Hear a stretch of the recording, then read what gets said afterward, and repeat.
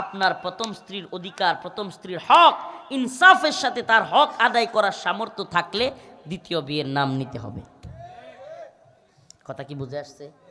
দ্বিতীয় বিয়ের নাম কখন নিতে হবে? যখন প্রথম স্ত্রীর অধিকার আদায়, প্রথম স্ত্রীর খবর নেয় না, প্রথম স্ত্রীর প্রতি ইনসাফ করে না, তার উপরে জুলুম করে, তার হক আদায় করে না, তাকে সময় দেয় না, তাকে বাজার করে দেয় না, ঠিকমতো তার আসবাবপত্র কিংবা যা কিছু প্রয়োজন তা আদায় করে না, অথচ আরেক বিয়ের নাম লয়, এইটা তো করা যাবে।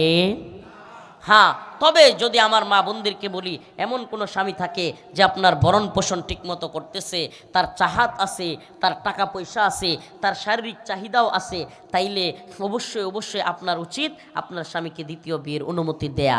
বলবেন হুজুর এটা কি বললেন, কোনো মেয়ে কি পারবে? ও মা, ও বোন, আমি আপনাকে বলি, আপনি আপনার স্বামীকে অবস্থান থাকা সত্ত্বেও যদি অনুমতি না দেন, আপনার স্বামী পরকীয়া করবে, আপনার সংসারে অশান্তি তৈরি হবে।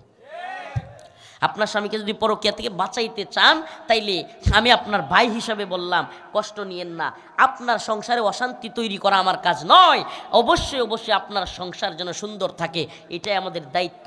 এই সমাজে যেন অশ্লীলতা ছড়ায় না পড়ে, এই সমাজে যেন জিনা বেবিচার ছড়ায় না পড়ে, পরকীয়া যেন বাইরে না যায়, এটা কি আমাদের কাজ নয় যে আমরা দায়ী হিসেবে এই সমাজে নোংরামি অসভ্যতা দূর করা?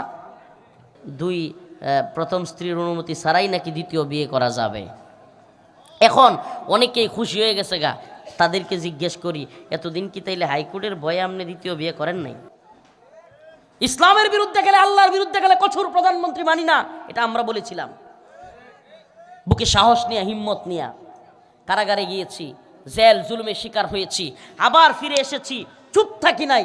আলহামদুলিল্লাহ, এটা আল্লাহর, এটা আমার কোনো ক্রেডিট না, বরত্ব না, এটা আল্লাহর পক্ষ থেকে নিয়ামত যে জবানটা আল্লাহ দিয়েছেন। কারাগার থেকে বের হয়েও চুপ থাকি নাই, হক কথা বলে গেছি, আন্দোলন করেছি, সংগ্রাম করেছি, হাসিনাকে বিদায় করেছি। কিন্তু যে কথা বলতে চাই সেটা হলো, জীবনের রিস্ক তো আমাদেরও আছে, একটু না অনেক বেশি, অনেক বেশি। এই যে রাতের গভীরে এই অন্ধকার রাস্তায় যাতায়াত করি, এটাই আমাদের জন্য পরীক্ষা। কি করব? এই উম্মার দাঁড়ে দাঁড়ে ঘুরি, এই এত কষ্ট জানেন না। আজকে যে কথা বলতে কি পরিমাণ কষ্ট হয়েছে, ঘুম থেকে ওইটা কথা বলতে, তারপরেও আপনাদের কাছে, এই উম্মতের কাছে কথাগুলো পৌঁছায় একটাই কারণ, হে প্রিয় উম্মা, যদি আমরা পরিবর্তন হই, যদি আমরা কোরআনের পথে চলে আসি, যদি আমরা নামাজ কায়েম করতে পারি, আমরা একটা সুন্দর সমাজ গড়তে পারি, আমরা দুনিয়া এবং আখেরাত উভয় জাহানে কামিয়াবি হাসিল করতে পারব। নামাজ পড়ব তো ইনশাআল্লাহ, নামাজ পড়ব তো ইনশাআল্লাহ। দিন প্রতিষ্ঠার প্রত্যেক ইমানদারের দায়িত্ব। যদি দিন প্রতিষ্ঠার চিন্তা না থাকে, তাইলে একবার পাকিস্তানের গোলামি, আরেকবার ভারতের গোলামি, এখন আবার নতুন করে শুরু হয়েছে আমেরিকার গোলামি। এখন কার গোলামি? হে, আগে বলতো পিন্ডি না ঢাকা, ঢাকা ঢাকা, রাওয়ালপিন্ডি, রাওয়ালপিন্ডি পাকিস্তানের, মুরব্বীরা জানে। আগে স্লোগান কি ছিল? পিন্ডি না। এই স্লোগানটার প্রথম স্লোগান কি ছিল? এই যে স্লোগান, এখন দিল্লি না ঢাকা, এই প্রজন্ম তো পিন্ডি না ঢাকা এই স্লোগানের সাথে পরিচিতই না। মুরব্বীরা বলতে পারবে, এক সময় যখন পাকিস্তানের গোলামি চলতো, তখন বাংলাদেশের স্লোগান হইতো পিন্ডি না, পিন্ডি না। মানে পিন্ডি হইল দিল্লি, যেমন পাকিস্তান ভারতের একটা গুরুত্বপূর্ণ জায়গা, রাজধানী, এরকম পাকিস্তানের গুরুত্বপূর্ণ জায়গার নাম হলো রাওয়ালপিন্ডি। কি? এই ওই স্লোগানটা প্রথম শুরু হয়েছিল, পিন্ডি না ঢাকা, ঢাকা ঢাকা, তারপরে দিল্লি না ঢাকা, ঢাকা ঢাকা। এখন দিল্লির গোলামি ছাইরা আমেরিকার গোলাম হয়ে যাচ্ছে বাংলাদেশের সরকার। হাসিনা সরকার ছিল ভারতের গোলাম, আর এই ডক্টর মোহাম্মদ ইউনূসের সরকার হলো আমেরিকার গোলাম। আমি তো সরাসরি বলি, কার গোলাম? আমেরিকার গোলামি করে। তো এখন তো দেখা গেছে দিল্লি না ঢাকা, আমেরিকা না ঢাকা, গোলামি গোলামি। ওরে বাবা, আল্লাহ এদেরকে হেদায়েত দান করুক। জানেন কি করছে? এই মুসলমান, এটা জানা দরকার, সজাগ থাকা দরকার। এই আমাদের দেশের উপদেষ্টা, নিরাপত্তা উপদেষ্টা, কি উপদেষ্টা? নিরাপত্তা উপদেষ্টা আমেরিকার প্রেসিডেন্টকে এবং আমেরিকার পররাষ্ট্র মন্ত্রণালয়কে গিয়ে বলে আসছে, গাজায়, গাজায়, ফিলিস্তিনে আমেরিকা একটা সেনাবাহিনী পাঠাবে। আমেরিকার সেনাবাহিনী ফিলিস্তিনের মুসলমানদের বিরুদ্ধে পাঠাবে। ওই সেনাবাহিনীর সাথে নাকি আমেরিকার পক্ষে ফিলিস্তিনিদের বিরুদ্ধে বাংলাদেশের সেনাবাহিনীও তারা পাঠাইতে চায়। কল্পনা করতে পারেন? কল্পনা করতে পারেন? আমেরিকার সেনাবাহিনীর পক্ষে ফিলিস্তিনিদের বিরুদ্ধে বাংলাদেশের সেনাবাহিনী পাঠাইতে চায় কে? বাংলাদেশের নিরাপত্তা উপদেষ্টা। এর চাইতে বড় গোলামি আর কিছু হইতে পারে? আমেরিকারে খুশি কইরা এরা আসলে হইল কি জানেন, একবার গিয়া দিল্লিরে বাপ ডাকে, আরেকবার গিয়া আমেরিকারে বাপ ডাকে। এদের আসলে বাপের অভাব নাই, এদের প্রভুরও অভাব নাই। এরা আল্লাহরে গোলাম, আল্লাহর গোলামি করে না। এরা কখনো ভারতের গোলামি করে, কখনো আমেরিকার গোলামি করে।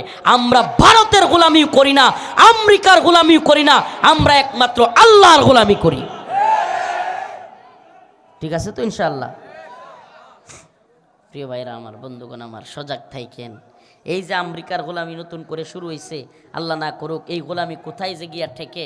আরে ভাই, আমি তো আওয়ামী লীগের বিরুদ্ধে, শেখ হাসিনার বিরুদ্ধে যেমন বলি, আজকে একটা কথা বলি, আমার এটা আফসোস লাগে, কষ্টও লাগে।